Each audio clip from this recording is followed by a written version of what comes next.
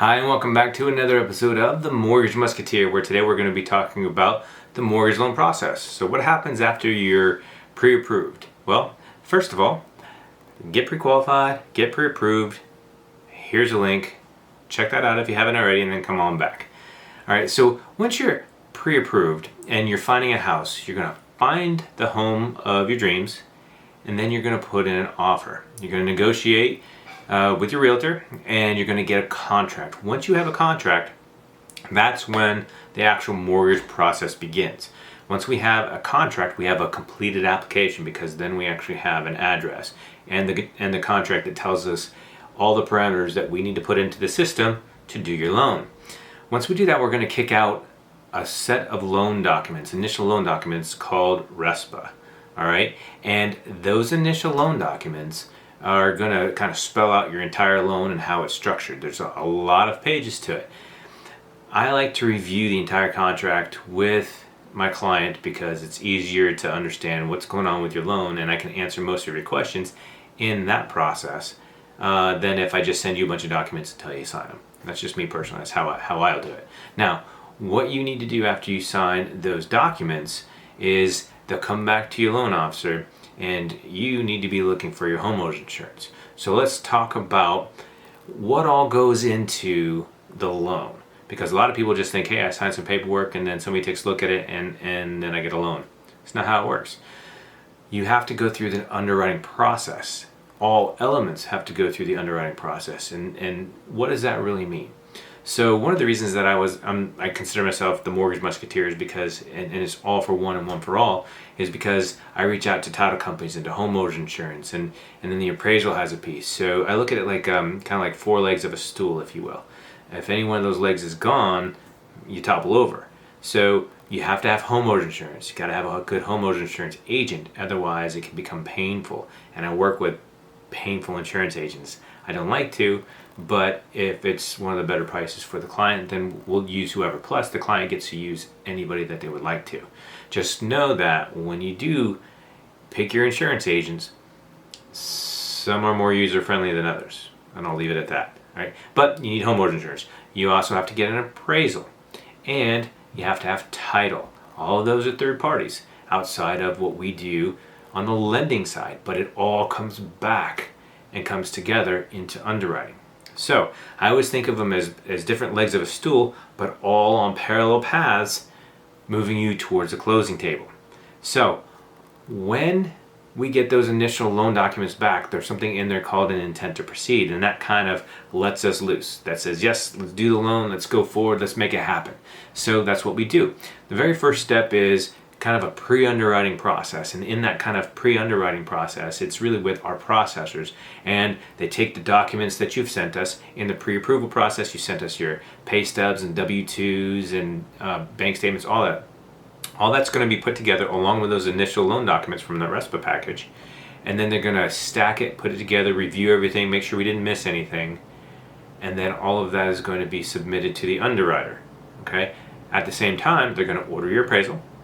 They're going to order title, and if you have found your homeowner's insurance, they'll order it. Sometimes it gets delayed. Understand that's on you as the buyer, and you need to get your homeowner's insurance straightened out as soon as possible. That way we can get it ordered.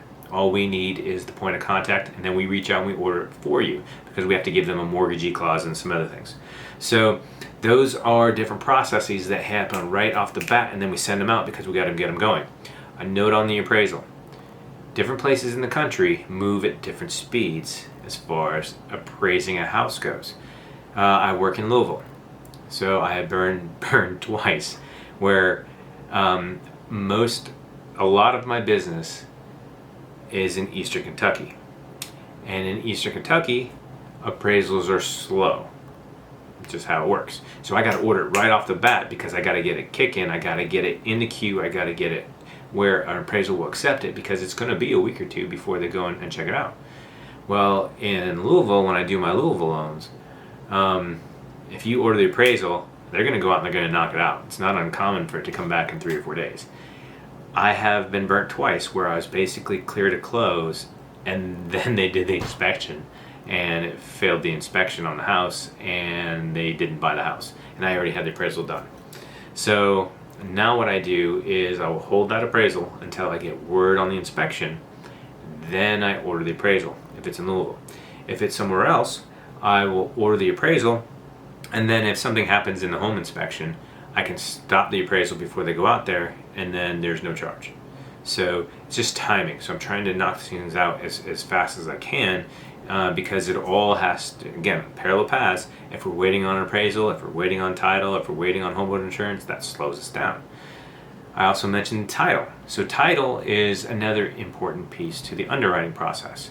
So there's all kinds of different title companies. Oftentimes your real estate agent has somebody that they prefer, or as a lender we have somebody that we prefer, and then we kind of work that out, and oftentimes there's an agreement. A lot of title companies are similar, but there are some that are easier to work with than others, and that's just the way it is.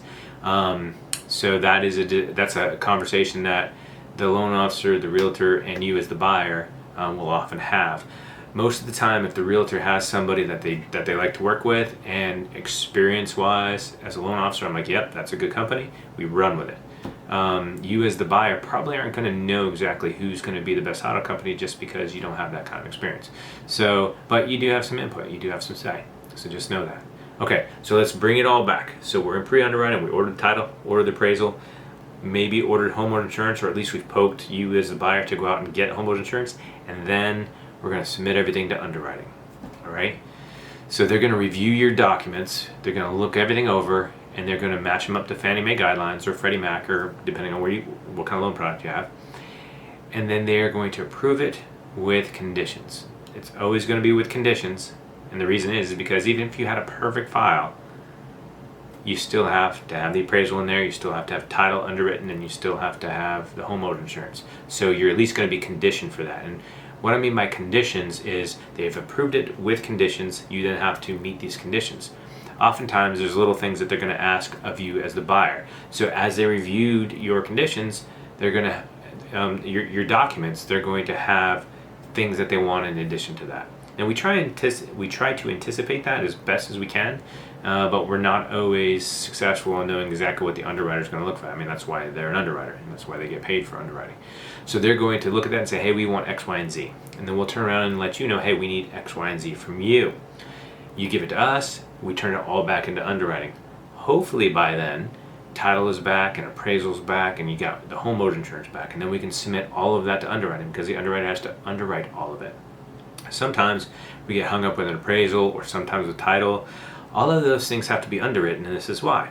Is because the appraiser is going to appraise the home, but the lender, the underwriter, they're going to ensure that that appraisal has good comps, good comparisons. They're going to review the appraisal and make sure that it meets the guidelines to effectively give a good value for your home. If it doesn't, they're going to have questions, and they're going to send it back to the appraiser. So that could happen. That can go back and forth a couple times, and that can slow you down. Just know that. I'd say the majority of the time, though, appraisers do a good job. It comes in and they appraise it, and then it's underwritten and it's good. Okay, but there are times when it has to be. There are things that the underwriter wants addressed. So know that that can happen. Also, title. Title, most of the time, you're going to come back and get clear title. Title is doing a lot of stuff. That's for another video. But one of the things they're doing is making sure that you do have clear title. Okay, meaning that there's no liens against the house. And if there are liens, then they're going to have to address that and get it paid off, or get the payoffs, or they're going to have to make sure that they can deliver clean title when you purchase your home. So that is one piece that we just don't know. No, we don't control until title comes back. There's a lot of other aspects to title that they do, but just understand that they're doing their own entity. There's a lot of research, they're doing a lot of legal work, they're prepping a lot of stuff, and they're the ones who are actually going to close your loan for you. You're going to go to the title company, and a title attorney is going to close your loan for you. Okay? And then homeowners insurance. So once we get back to homeowners policy, that also goes into underwriting. So all of those go into underwriting. The underwriter has to underwrite it again, and it may or may not come back out again with conditions.